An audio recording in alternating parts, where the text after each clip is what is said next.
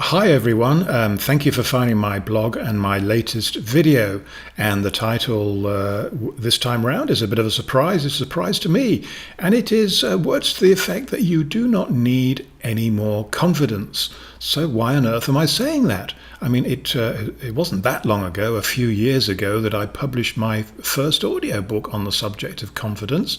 And to my surprise, and to everybody else's surprise, it became a bestseller and was #1 on iTunes in Europe for most of 2010 and sold very strongly after that.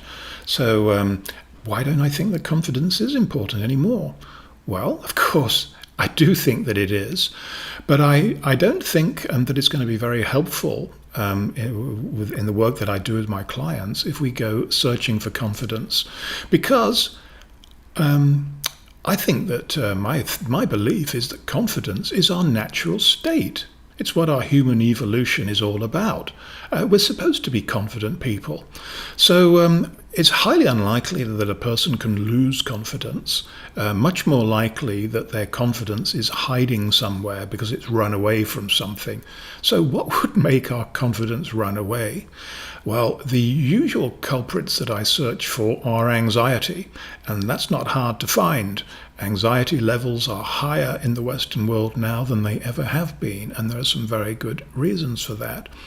And the other culprit is that for some reason we seem to live our life either dwelling in the past, all the things that have happened to us, usually the bad ones are the ones we remember, or living in the future, where all of these wonderful or terrible things are going to happen to us at some point, whereas the truth is that probably most of them will not.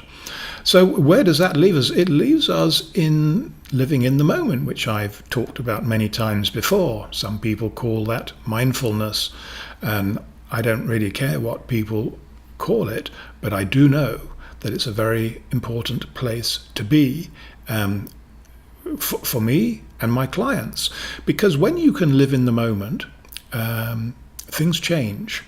The first thing is that I've never heard anybody say they don't have enough confidence when they're in the moment, because the confidence is just naturally part of living in the moment.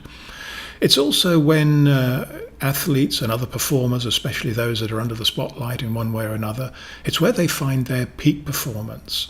It's where they find life is a lot easier and things just go effortlessly compared to when they try and push the boundaries with willpower and incredible determination and all those other things. So that is why this sweet spot of living in the moment is sometimes called the zone, which is why people want to find it.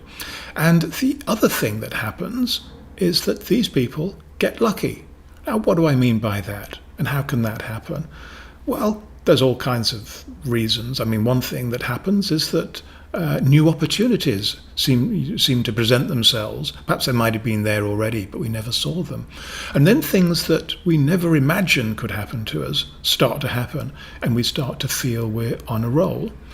Well, if you think it's time for you to get lucky, you might want to consider buying my book on the subject, which is called Get Lucky Now, and it is published on Amazon. And the other thing that you might want to consider is buying an audiobook. I mean, the audiobook I mentioned was called Zen Hypnosis Confidence. It's not on iTunes anymore because they lost all my reviews, but I know that it helped a lot of people because that's what the reviews said, and I also have emails from people who tell me the tremendous effect that it had on their lives. So that is worth your consideration. And just a final word about how to find confidence when it is hiding.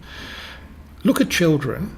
They have to be the ideal age, old enough to start experiencing the environment and the world they're living in, but young enough not to have been affected too much by the negativity of some of the people that might surround them. And watch them at play, because play for a kid is really a rehearsal for what they're going to do for the rest of their life. And you usually don't see much shortage of confidence there. The way they speak about themselves, they really do think they're great at whatever it is that they're playing with. And their body posture tells you that they feel pretty good in their own skin. and look at the smile on their faces. That is joy. And it's interesting that some of my clients who are sportsmen and women, they often say, I wish I could play my sport the way that I did when I was a kid, when I was fearless and everything was fun and not judgmental. So those are my latest ideas on confidence for you to consider, and you might agree with them or you might not. But I do hope that you don't need to go looking for any confidence, because it's going to be inside you and is going to flourish over the next week. I will have another topic then. I don't know what it's going to be. If there's something that you'd like me to talk about or share your ideas, I'd be certainly happy to do that. So until then, may the force go with you and have a lot of fun at the same time. Goodbye.